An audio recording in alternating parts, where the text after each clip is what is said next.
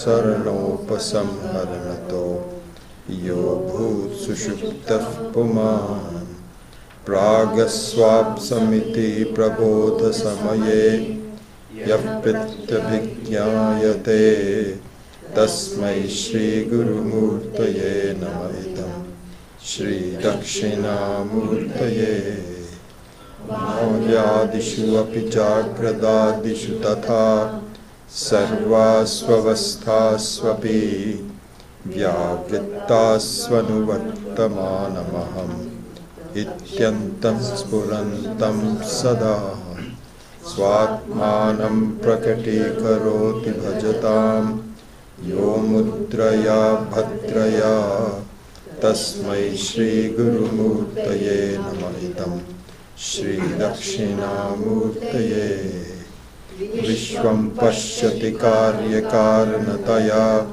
स्वस्वामी संबन्धतः शिष्याचार्य तथा तथैव पितृ पुत्रात्यात्मना भेदतः स्वप्ने जागृति वाय एष पुरुषो माया परिभ्रामितः तस्मै श्रीगुरुमूर्तये नमः इदं श्रीदक्षिणामूर्तये भूरम्भांस्य नलो नीलो अम्बर्महर्नार्थो हिमांशुः पुमान् इत्याभाति चराचरात्मकमिदं यस्यैव मूर्त्यष्टकम् नान्यत्किञ्चिन विद्यते विमृशतां यस्मात् परस्मात् विभोः तस्मै श्रीगुरुमूर्तये नमः इदं श्रीदक्षिणामूर्तये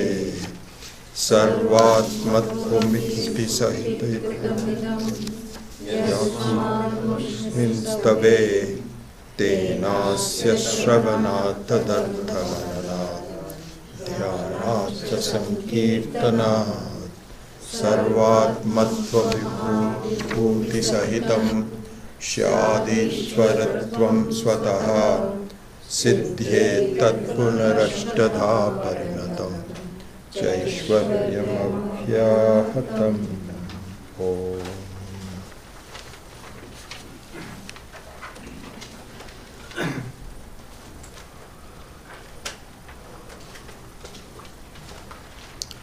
So we begin the ninth, the last but one verse of the Dakshinamurti Stotram.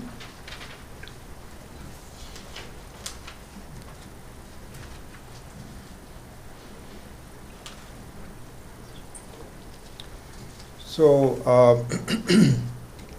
the title of this verse, title of this adhyaya means a chapter, is Atma Dhyeyaha. This is the title that Swami Maheswaranji has given, Atma Dhyeyaha. So Dhyeyaha, Dhyanam, it comes from Dhi. So Dhyanam means to pay attention to and to focus on and meditate. All those words, they have similar meanings. They have some slightly different meanings in a context, but generally speaking, they are in the same family. It should be so dhyanam. You know, when we say sometimes in our own vernacular language, sometimes we tell people in Hindi, I can tell you, we tell our children, dhyan do, kya kar rahe ho? I mean, what are you doing? You have to pay attention, dhyan do. So this is the same thing. So here it says that Atma is something that we need to pay attention to. So one can say, what do you mean pay attention to? What do you want me to do? How can I pay attention to myself? I'm kind of paying attention to myself because I'm figuring out what to do, this, that, or the other. I'm learning, I'm studying, and so on and so forth. This is not really I that I'm paying attention to. Means that it should be understood to be the way I am. in all of its uh, glory, the fact that I am not part of this world, all of that has to be paid attention to. So anyway, we'll go into that later on, but really here it means that this one now is Atma Dhyeya. Then verse number 1 through 8 was to explain what the subject matter is, from the verse number very first one onwards, and we were going to revise it. We are going to do all of that when we finish everything. But this would be what would be called Shravana Param, because it's a completely different understanding from the one that we are used to in our life. So it required some explanation. For example, the very first verse says that you are never manifest. You are forever unmanifest. So the outside things, kind of like the reflection on the mirror, it never touches the mirror. It's not as though the mirror has become manifested. The mirror always remains untouched by what's going on. And so this is what we have to see in our lives. So that was the first verse. Like that, there is a lot of explanation about what Atma is. Not what you think it is, but really what it is. And also how to understand it, how to look at it, how not to look at it. So all those discussions were really what was going on in the first 8 verses. So this would be called Manana Param and Shravana Param and Manana Param. So there, as the style of these texts are, it's not as though you are purely talking about Shravanam and Mananam and not even talking about Nididhyasanam. You are. In order to kind of make an argument, you have to take portions of each one of these segments and come up with a story which is appealing to our minds. But there is an emphasis on something or the other. Even though, so it's like, you're in a play or in this TV series, what you see is that you have these sitcoms where there's like some friends all come together. So in one of the episodes, there is a highlighting of one person. And then everybody also comes up and so on and so forth. Then on another episode, there is a highlighting of somebody else. There are some problems that this person is having or something good that is happening to them and so on. So even though there is a mixture of people, there is a particular focus on one aspect or the other. So that's what is meant by Shravana Param, Manana Param, Nididhyasana Param. Even in Nididhyasanam, which we are going to do, Shravanam and Mananam do play a part on that. That's an important thing we will see again. So then, the last 2 verses, number 9 and 10, now are Nididhyasana Param. And you can even say another aspect of that, Swami Maheshananji pointed out, is that verse 1 and 8 are Pratipadana Param.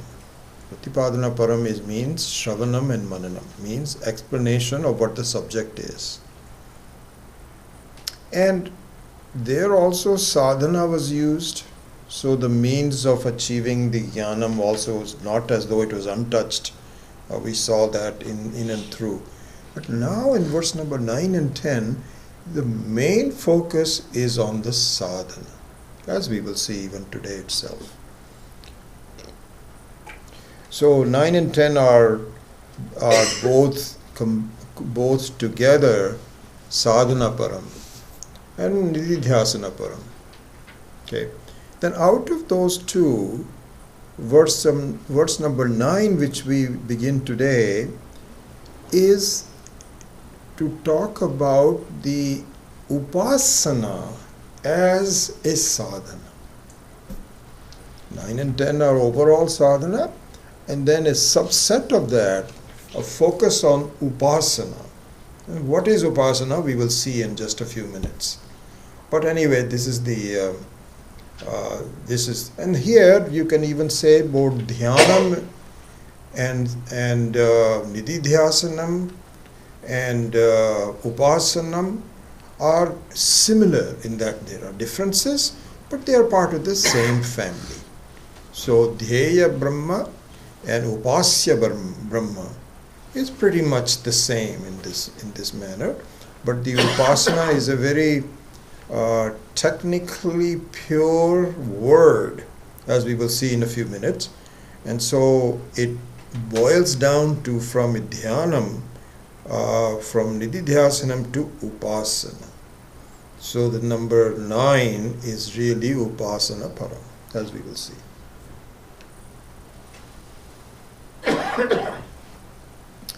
So another thing in the discussion of this is this now changes the scenery a little bit in terms of the concept, but we will tie it together in a few minutes. So here in this discussion, and so one other thing, I'm sorry, I forgot to mention this. So verse number 9 is explaining the importance of upasana of Ishvara. It is not, you can do upasana of anything. If you are in the stock market, then you are doing an upasana of when that stock is going to do it. So you can do anything. But here, the upasana is Ishvara upasana. I forgot to mention that. Why? Because some people and some schools of thought, I didn't have the right parent somewhere. Anyway, so the school of thought called Sankhya. Sankhya is a school of thought. It's a philosophy. It is not Vedanta. We have some common things, but it has a separate philosophy. Very totally different. And I would say that the modern version of Sankhya are the so-called modern Vedanta. Modern Vedanta. And what do you mean by modern Vedanta? I had a taste of it very interestingly. I had 2 or 3 tastes of this.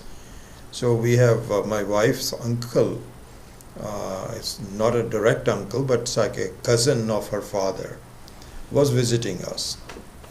And this was the time when my wife and I were both at the PRC ashram studying Vedanta. And so this gentleman either came during the time when I was still there or perhaps afterwards. I can't remember. This is in the 1980 time frame, 81 in time, maybe 1982. And so when he was told that my father-in-law was still alive at that time, and he was saying that my daughter is attending this ashram with her husband and 2 kids. So this guy was both kind of somewhat impressed but also very quizzical. Why did you have to do this? 2.5 years of your life going into the ashram? So then he had a discussion. Afterwards we had a discussion.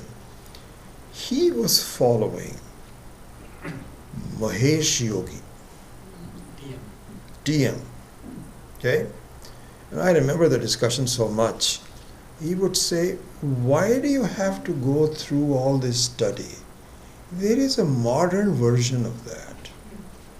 And you just take a mantra from them. And there is some, I still don't know exactly what TM does, so I've never found out now, I'm not curious.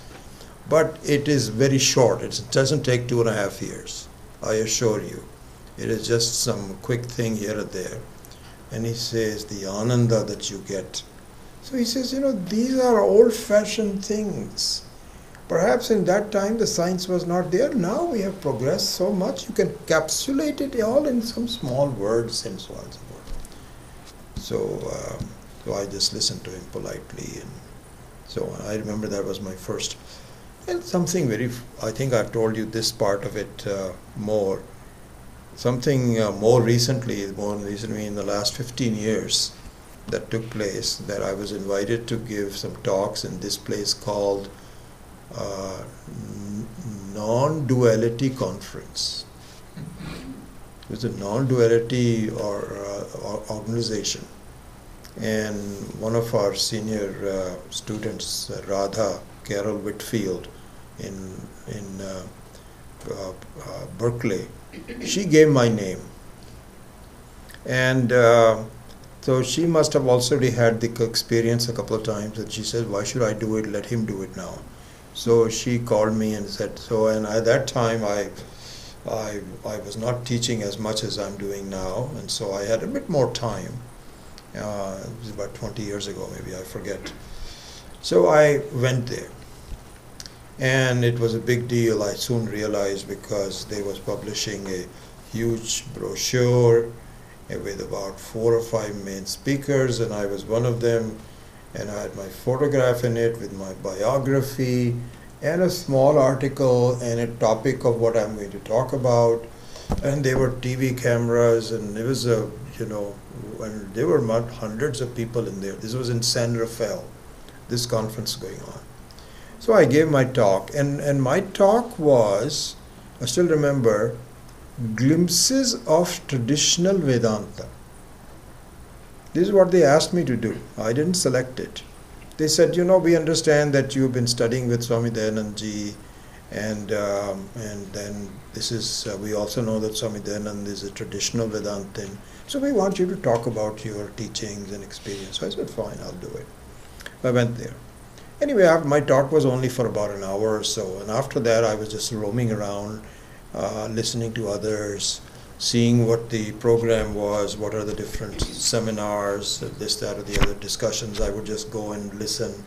For a whole day I did that, and perhaps even a day and a half, I don't remember, I think maybe a day and a half. When I came back, something struck me about this whole conference, and that was, they had many different topics,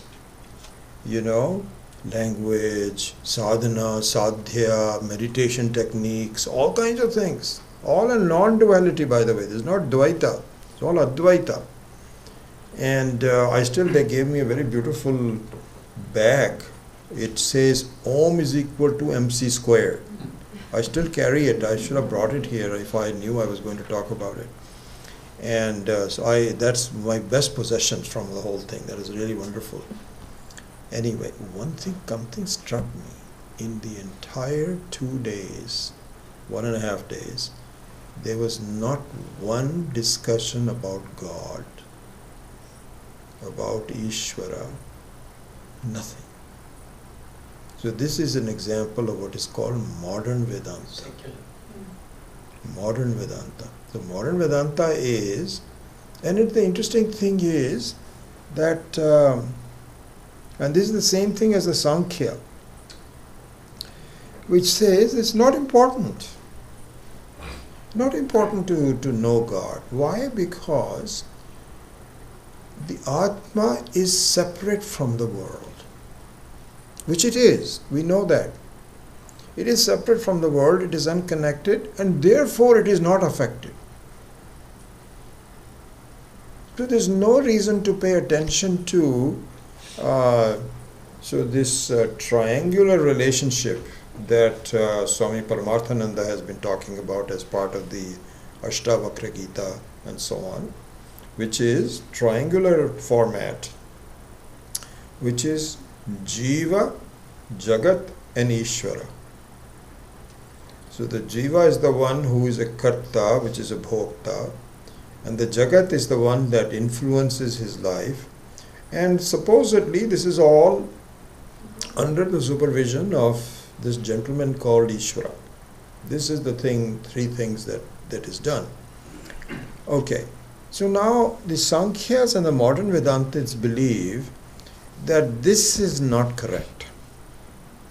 Really speaking, Atma, and they cite all the examples from the Upanishads and Vedas and so on and so forth, and say, it all says this right here, that Atma is independent, has nothing to do with you are just a Advaita. You are formless and you are independent of the world, and therefore we just need to meditate upon it. This is all that we need to do. And Sankhya also says it, and this is implied in the modern Vedantins, that let the world be as it is. There is a world there, and let it bother other people, but it doesn't bother me. I am independent of it, and why are we have to study it? We have to eventually discard it, so why study something that is going to be discarded? So here, the mainstream, what is called traditional Vedanta, says it's not true, it doesn't work, and this view is not correct. Why not? So then the next our explanation of that is that a person cannot be free, cannot gain moksha, totally free, unconditionally free, until you are everything. You are the whole, and you are all pervasive, and you are what is called Vibhuhu, Prabhuhu, which means that you independently shine, and there is nothing that is really away from you. This is what we need to understand. Whereas, if you leave the topic of the world and God unaccounted for, you are ignoring it. That means you are giving it equal status as you. And that means there are two realities. It's you and also the world that you haven't really tackled yet. You have swept it under the rug. That's not. And this is exactly what the experience is. That it doesn't work. We have not found any Sankhyas, that it just remains kind of like a theory on the paper. And the same thing is true for the modern Vedantins. You can meditate all you want to, and nothing is really going to happen to your life. You may enjoy some nice peaceful meditations, some conferences, some healthy food, making friends, all that is good, that's fine. But freedom is a completely different thing altogether. So it does not work. And so essentially, it would be like that when you are in the dream, you are just worried about yourself, and you're not worried about the dreamt world itself. That doesn't work that way. Both are on the same status. Both have to be discarded if you want to really be full. And so essentially you go from a triangular format to a binary format, whereas you have an I and not I, which is really nothing but a unitary format, because the not I is not on the same level of reality. And so that is the right progression that you have to do. But if you get stuck in the triangular format, how can we get stuck in the triangular format? That means that you are only concerned with the jiva and the freedom of the jiva through the Atma. You have not inquired into the Jagat, you have not inquired into God, so they are still there. So it doesn't work. Anyway, so that's one background from it. Now, let's go back to verse number 9. So if you recall from the last class in verse number 8, the major topic of verse number 8 was what is called the Lakshana of Maya. If you remember, we had a lengthy discussion about that. A good portion of the Manasa Ullasa verses is devoted to a exposition of Maya Lakshana, and I'm just giving you a reminder that Maya is a very funny thing, really, more than funny, because it really gives me a lot of problems. And so my own ability to delude myself, Maya is not an external kind of a thing, it is my own Shakti as we discussed it. But it gives me a huge amount of problems. First of all, it is not true. It is mithya. Why is it mithya? Because it frightens me with its appearance, but it doesn't last. And then also the appearance is very powerful, very attractive, and also can damage and deceives.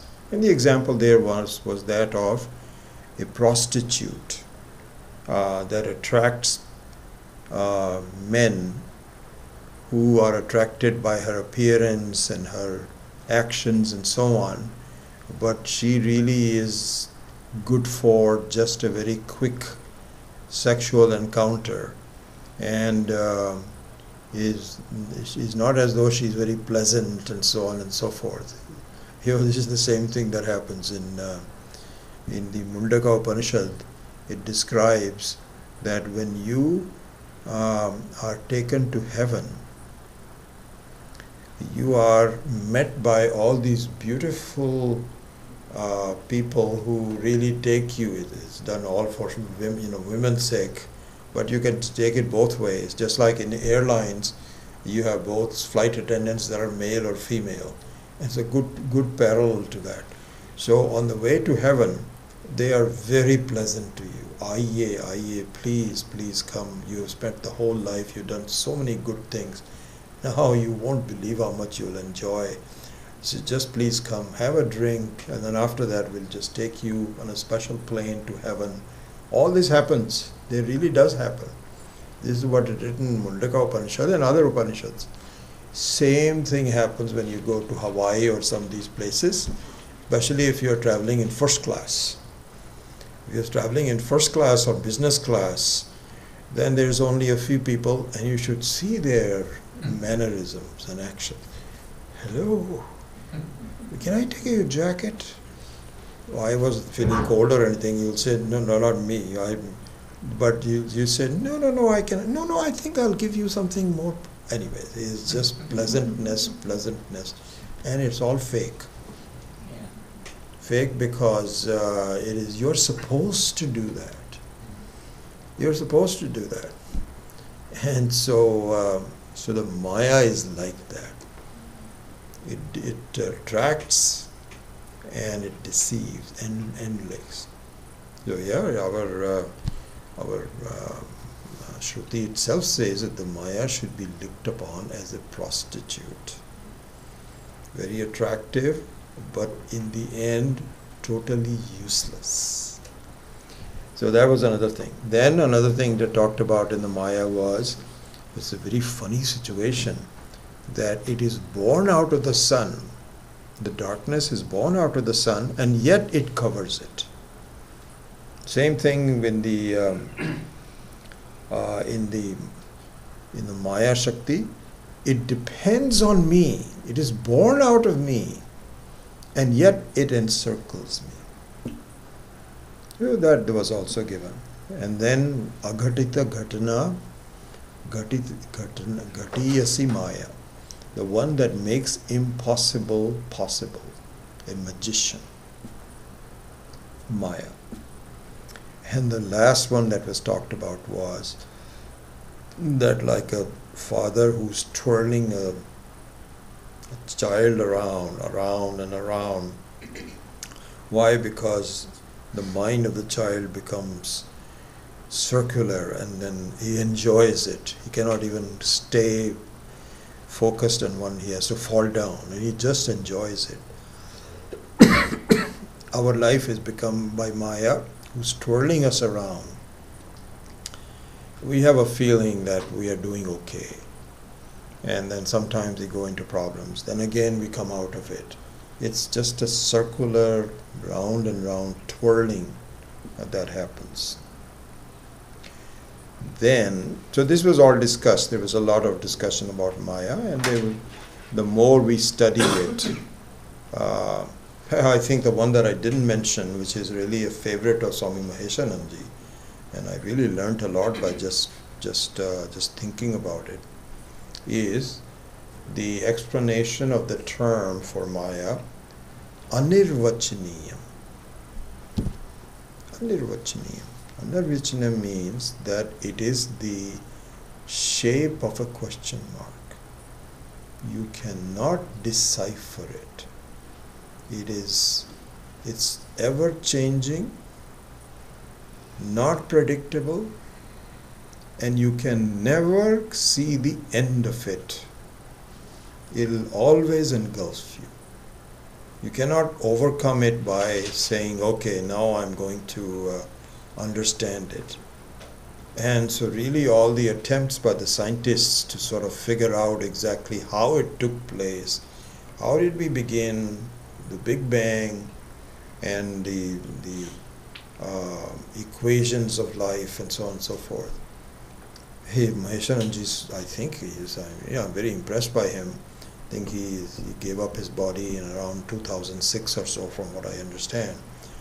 But he was very aware of the fact that just like Einstein has negated the theories of Newton, Einstein himself is not going to be the final world. There's a lot of, he was aware of that somewhere. He says just like Einstein itself is being usurped by later scientists who can prove why aspects of the relativity theory was not correct. That is happening. And so this is what is called anirvachaniyam. You can never figure this world out. Never. By nature. So that is also another thing that was talked about the Maya. And then Sri Sureshwaracharya, as it is done in the Bhagavad Gita also, this is a very deliberate thing, very beautiful thing to see, that if a text is divided into some segments, then the bijam, the seed of the successive chapter, is sown at the end of the previous chapter. It just gives you an idea.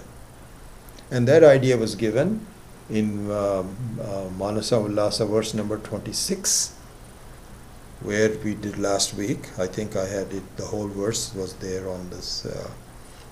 I need to figure out a way to kind of go back to the old one. I think I'm still working on all of that. Anyway, so it says that yoga abhyasa. He says, he just gives a hint that you can overcome Maya by a constant, abhyasa means a practice of yoga abhyasa. And what it is really now being given in verse number 9. So that is being explained in what yoga abhyasa is. So it gives a hint of that. Now we come to verse number 9.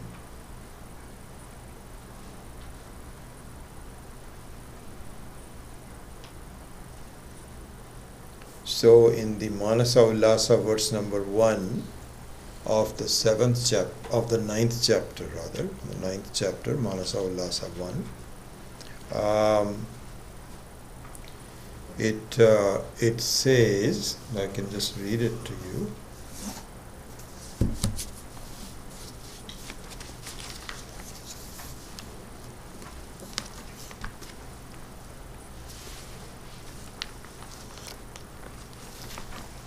So it says,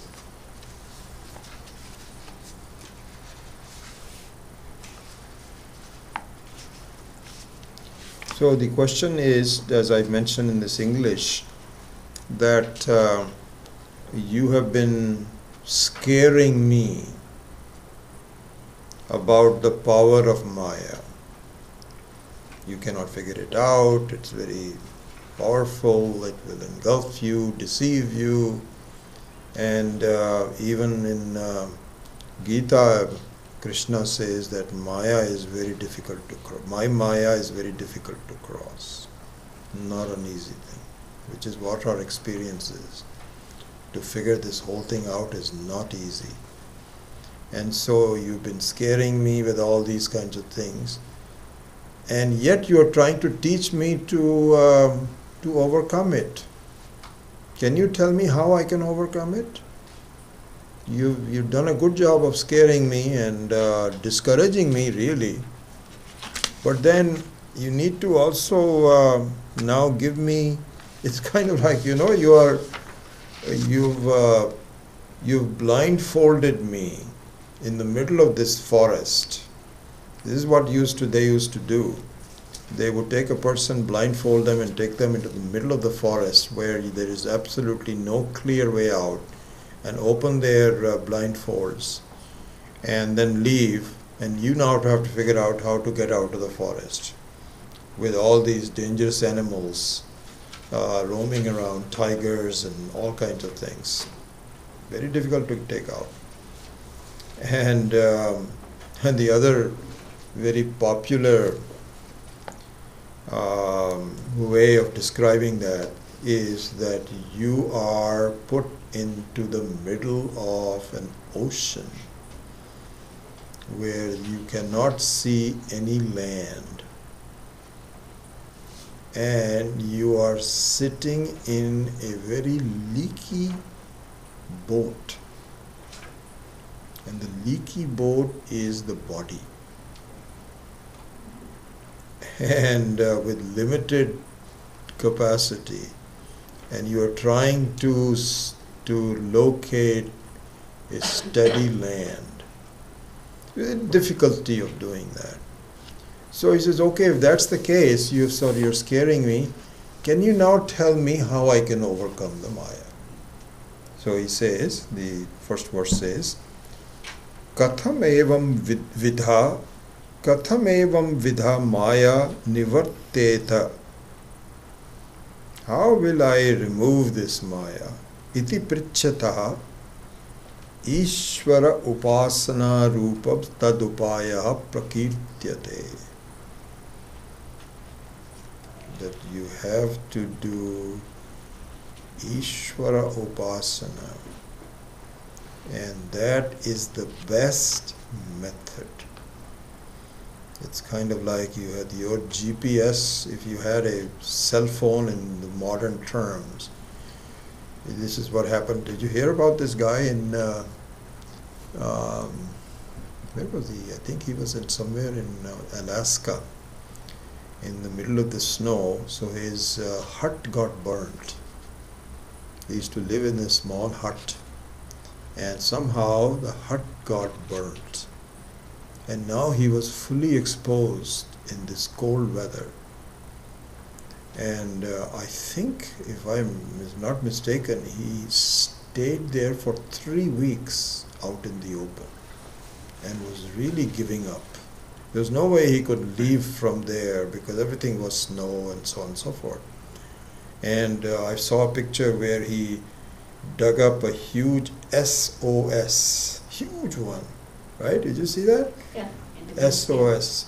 And then hopefully, I think there was a plane that finally saw it, right? Saw it and so on.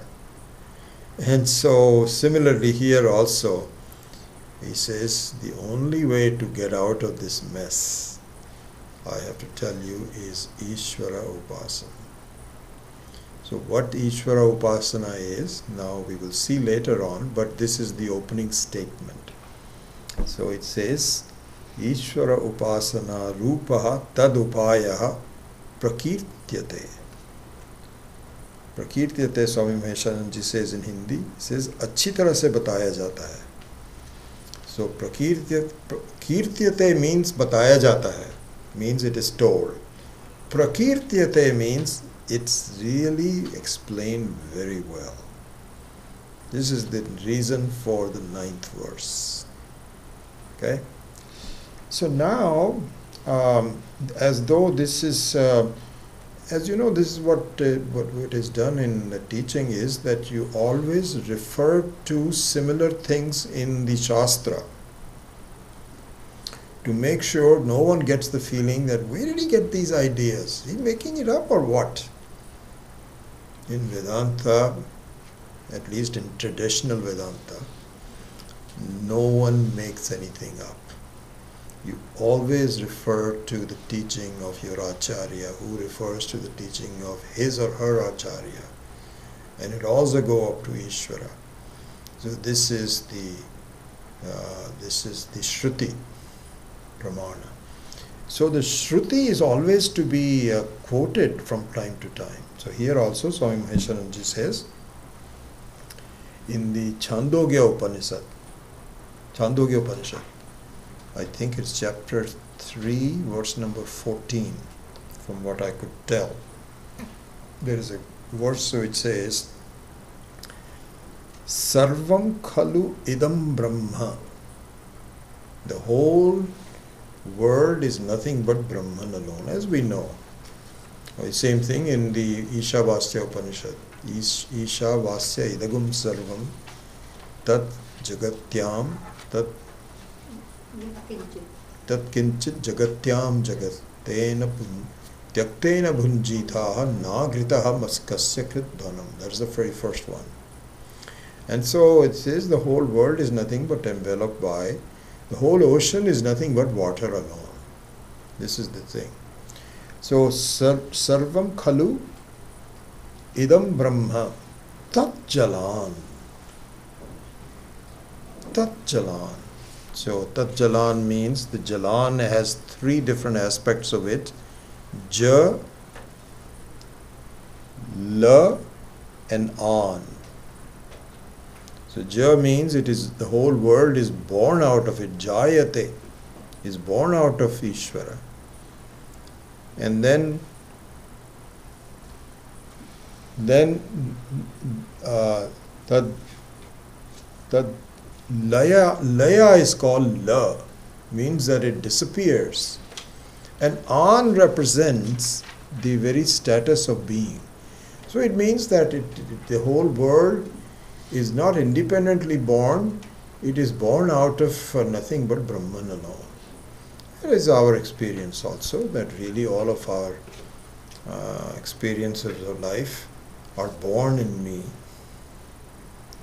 They stay with me and they dissolve in me. And it's a funny situation. The Jagrat Avastha is born in me and it dissolves for a few hours when a new movie starts, which is that of Swapna. Then the Swapna was, that movie is gone, then the Sushupti starts. And the Sushupti ends and the Jagrat starts. So it's not as though it is an alien thing. It is really true for the Jiva also. So this is what is called Tat Jalan. Iti Shanta Upasita. May you peacefully meditate on it. So this is given in the Chandogya Upanishad itself. And this is one thing. Then in Brahma Sutra, which is of course the final word in Vedanta, Brahma Sutra, all the aphorisms on Brahman, there is a section on sadhana, a chapter on sadhana. In that chapter, upasana is it is dealt with in great detail. So this is just to support the point that it is not like Adi Shankara and Sureshwaracharya having some fun on their own. No, this is they're reflecting the words of Ishvara alone. Then we go to, see how much time we have. We have enough time to go through this. Go to the word upasana. What do you mean by upasana? So the word upasana consists of two segments, upa and asana. So upa means near, which is the same prefix as in Upanishad. Upa, ni, and sat. Those are the three segments in the word Upanishad. So upa means something very near. And we will see the meaning of what you mean by nearness. Why is nearness important? We'll see that in 1 minute in this example. And asana means to sit or to be situated. So to sit near Ishvara means near enough to Ishvara to pay attention is called upasana. So similarly, as you know, the Sakshat Aparokshat Brahma. This is the method for understanding Brahman. So let's just give you an example of that. So suppose, this came to me because I'm going, I don't know if I told you or not, but on the 22nd I'm leaving for India. And I'll fly to New Delhi, to my sister's home. And I reach there at 1 o'clock in the morning.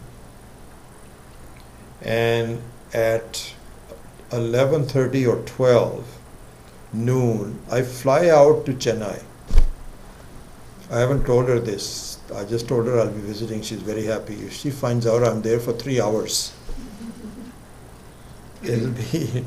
Anyway, this is the way it came out to be. So then I'm going to fly out to Chennai to be with, there's a 1-week festival that Srila Balaji holds for Sri Swamiji, Puja Swamiji's birthplace. There's a lot of activities, there's a lot of music and drama and talks, and Swami Brahma Prakashanandaji is going to be teaching Vedanta.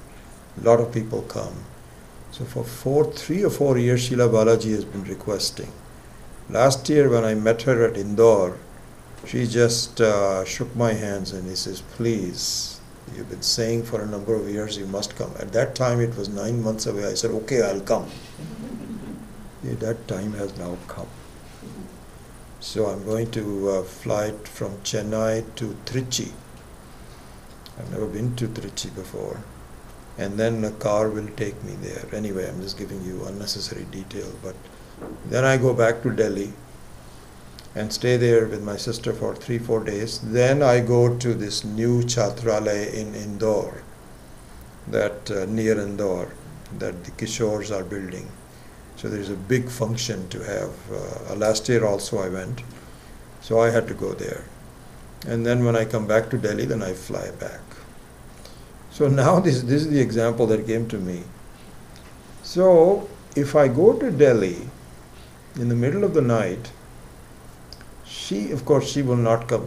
When she was younger, she would come to receive me at the airport. Now I don't expect her to. She doesn't. She'll send a driver. She'll send a driver to receive me.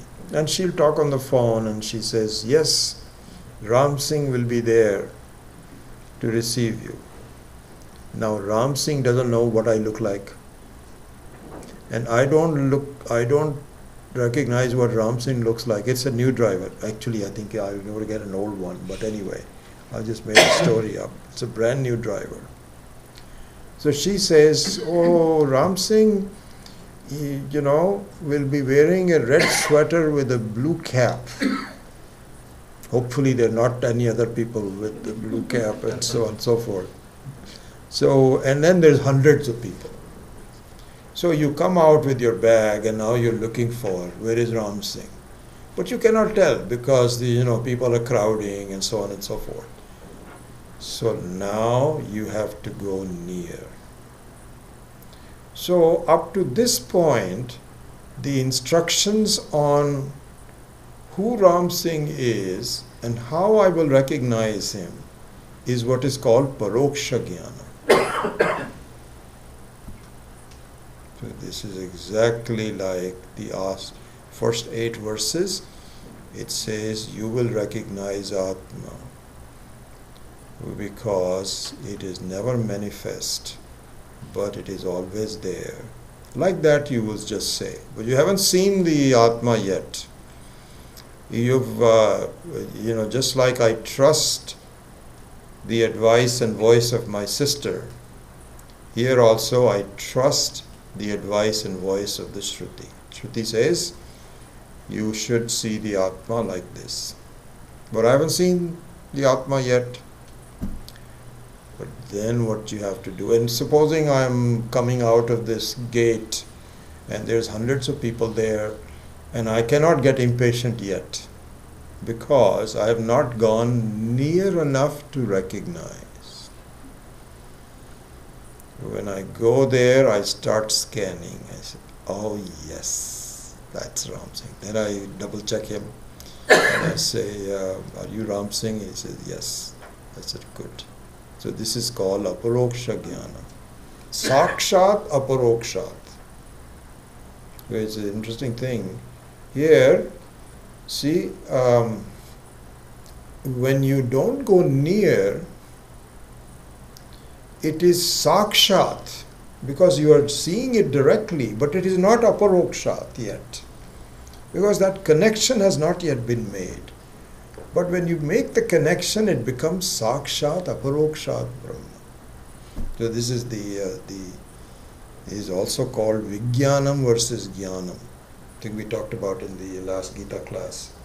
So it's, Gita in Krishna also says Jnanam and Vijnanam. 7th chapter is like that, Jnana Vijnana Yoga. So that means I'll give you first the Paroksha Jnanam and then I'll also give you the Aparoksha Jnanam. So this is the importance of Upasana. Upasana means that you should not stop it at just the understanding of what Atma is, what is Anatma, and so on and so forth, as people do. And there is actually, this is a very big topic where a lot of teachers say that jnanam is enough, the meditation is not necessary. See, this is, I don't want, maybe I'll discuss it again, but I will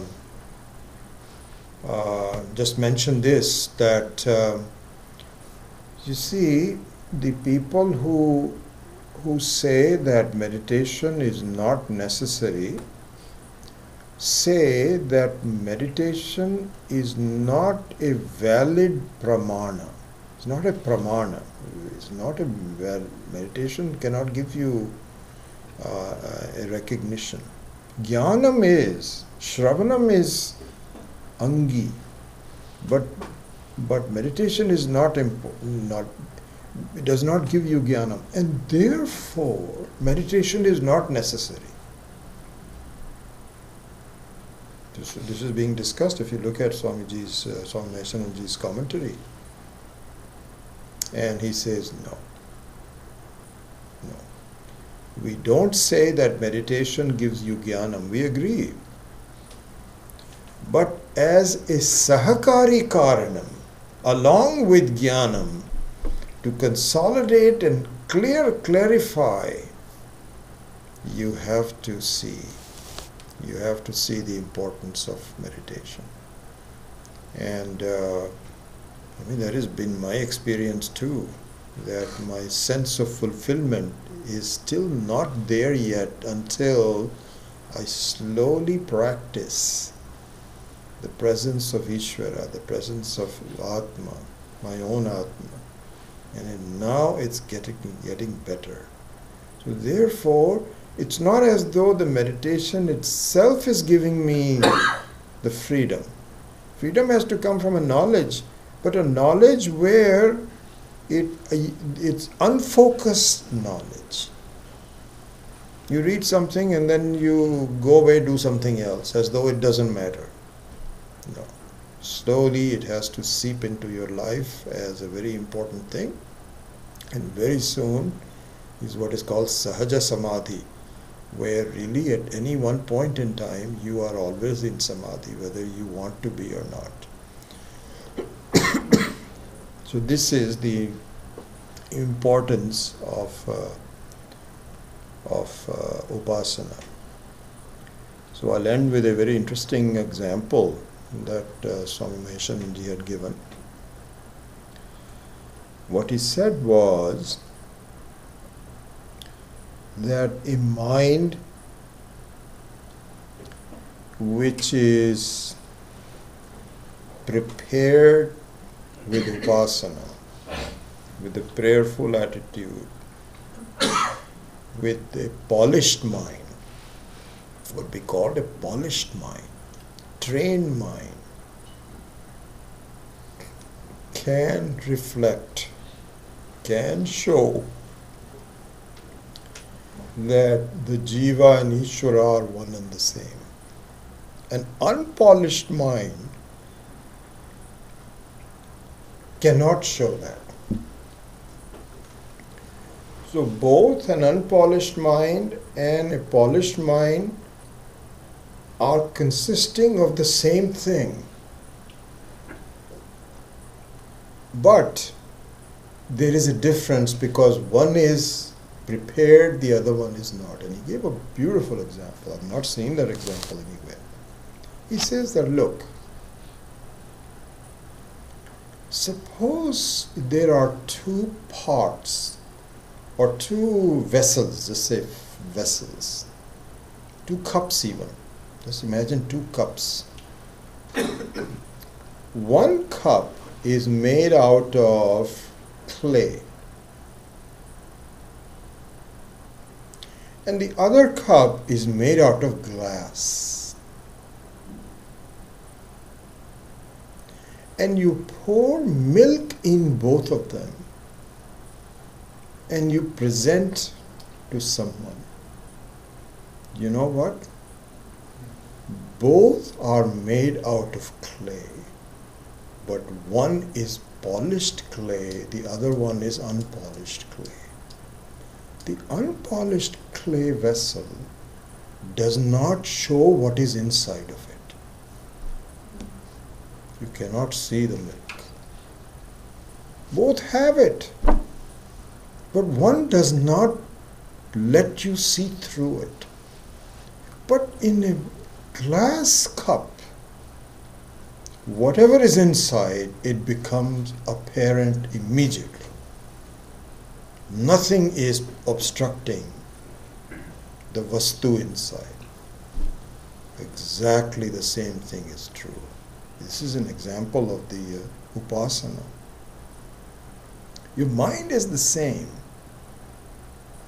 In fact, it is, I think I mentioned that here. Yeah, I think I've got another small couple of things I want to finish. But what upasana does is to polish your mind. So you can see your own Atma, the reflection of your own Atma. And you can see the presence of Ishvara. Own Atma means that I am free, I don't need anything. I am not dependent on anything. I am happy with myself. I am not happy because of a reason. This is the issue that we have in our life, is that we are happy because we need to have a reason for happy. That's why if we don't expect anybody to be unhappy, but if somebody is whistling and smiling and so on, you say, you seem to be very happy. What's the reason? He says, oh my God, finally, whatever reason you give. But an Atma is one, the Swarupa is Ananda. It is not a reason for it. And so that means that the Ananda of Ishvara is very clear through the polished mind, whereas it is not clear. And so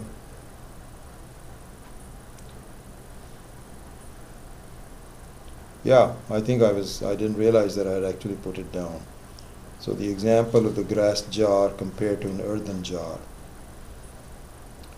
So in just 2 more minutes I'll finish this topic, then we are done. That the Atma being Nirgunaha and Nirakaraha is not an object of the mind. You cannot, because the mind can only see things that are aka, sakaraha and sagunaha. So nirakaraha and nirgunaha cannot be seen by the mind. But the anything with an upadhi it becomes an object of the mind. Any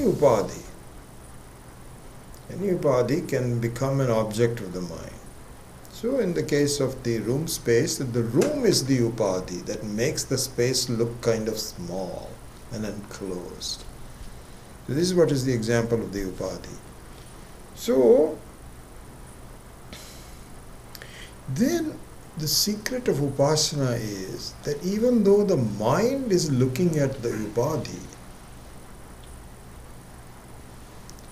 but the presence of the Atma through which the upadhi operates can come out very well. So similarly, when somebody says, I don't see any space, so you start with saying, you see this room. Supposing you have to teach, I don't know, maybe a 2-year-old or something. And he says, I want to tell you about space. So he says, where is space? I can only see walls. Then you say, see, the space is the one which looks as though it is enclosed. You can tell even the child, look, the cup also has a space, so it's a cup space. The car has some space. The room has a space. They're all different. And in fact, it means that the space itself is only apparently divided, not really divided. So at some point in time, the child can appreciate it. So similarly here also, even though you cannot see the Atma, but the imposition of the upadhi on the Atma becomes apparent, and you can now infer the Atma. And then Swami Maheswaranji says that the greater the quality of the upadhi, the greater the upasana. So this we will explain it in more detail. But he says that even though the whole world is upasya, but the ones where sattvaguna is pradhana. And so really speaking, the mind is sattvaguna pradhana. And out of those, a polished mind is extremely sattvaguna pradhana. And that reflects. And so this upasana, that verse number 9 points out, will be an upasana of the highest order, which is that of Ishvara. Everything is upasya, but Ishvara's upadhi is marvelous. It is the greatest upadhi in the whole. The whole world is nothing but Ishvara's upadhi. And so now you can infer the presence of Ishvara in his own upadhi. So that's why it takes you very close to Ishvara and makes your upasana highly effective for understanding the presence of Ishvara. So this is the beginning of it. I have to make some decisions because there's a lot of technical details. I think I've done that even before also. Here there is a lot of details about the construct of the body, the mind, and so on. Gets into high detail in Sureshwachara. We may not do all of that, but we will do the Ashta Upadhi. Bhurambham se nalo nilo ambar maharnartho himam shuvpaman ityabhati characharatmakamidam yasya murti ashtakam. Murti ashtakam. So the Eightfold Murti, the importance of it and how to recognize, that we will study. But behind that there are 36 tattvas that go into a lot of detail that none of the, of course Sureshwacharya has done it, and Maheshananji of course explains it, but even in Swami Tattvavidanandaji's book and other books, those are not kept in detail, and I probably won't go into that level of detail. It will take us a long time. But we will study the main Ashtanga Upadhi of Ishvara, and from next time on. Om Asato Ma Satgamaya Tamaso Ma Jyotirgamaya Mrityo Ma Amritam Gamaya. Om Purnamadav Purnamidam Purnat Purnamudachyate Purnasya Purnamadaya Purnamevavashishyate. Om Shanti Shanti Shanti. Hari Om Shri Gurubhyo Namah. Hari Om.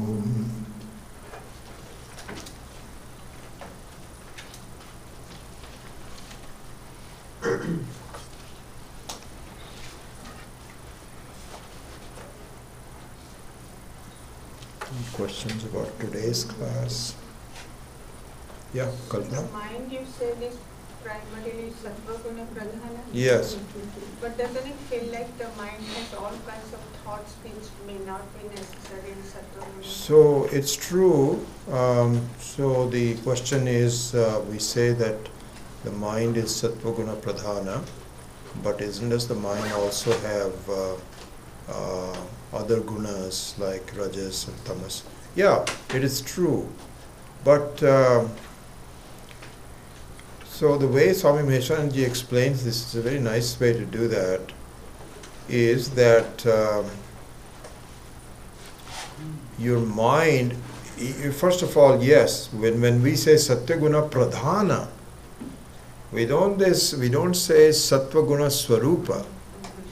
So we say Sattva-guna Pradhana means that primarily it is, comparatively.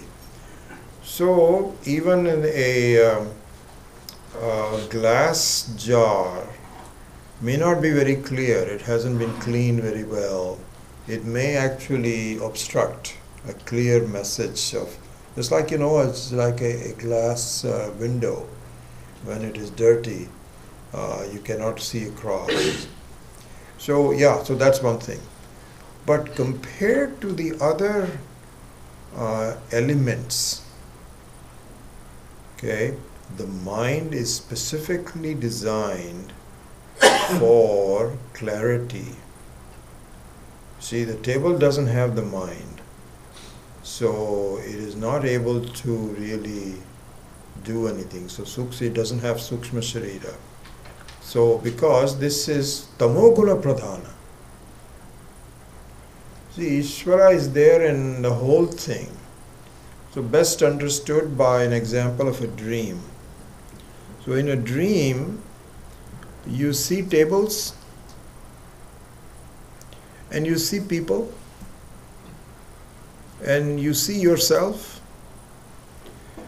and everything in the dream, including tables, people, yourself, is nothing but Atma. It is the conscious Atma. But the conscious Atma is not reflected in the table in the dream. The table just sit there, doesn't really do anything.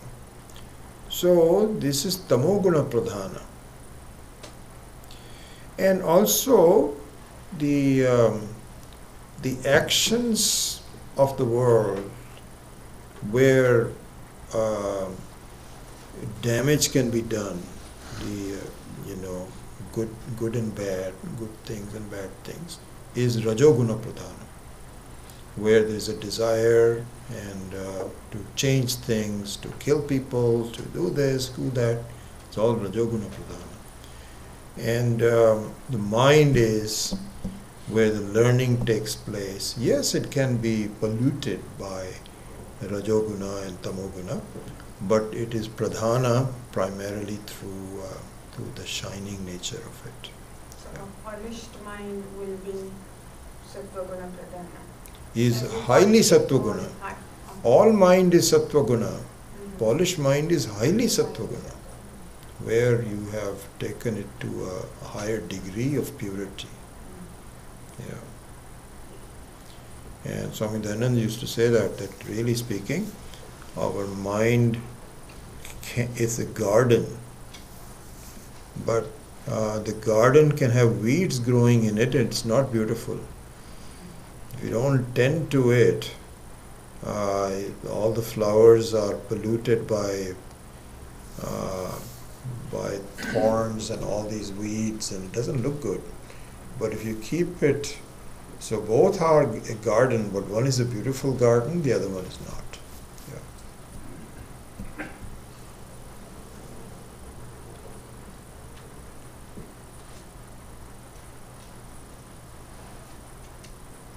What is the difference between Upasana and Nididhyasana?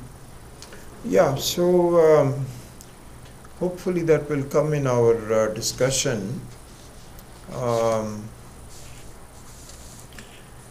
So, Upasana is generally done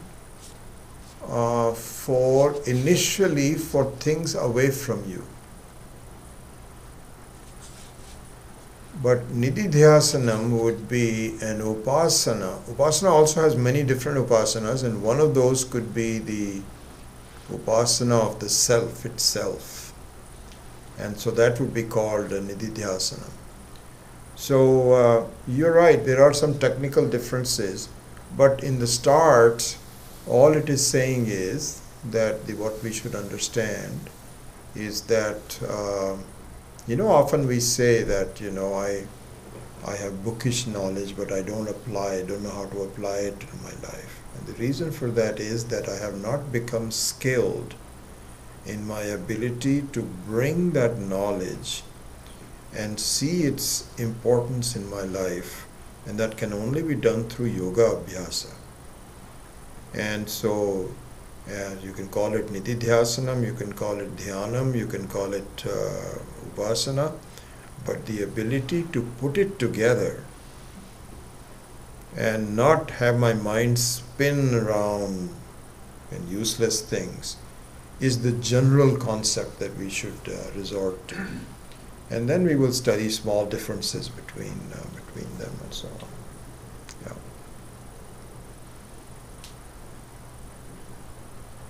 That's it. Okay. So let's see next.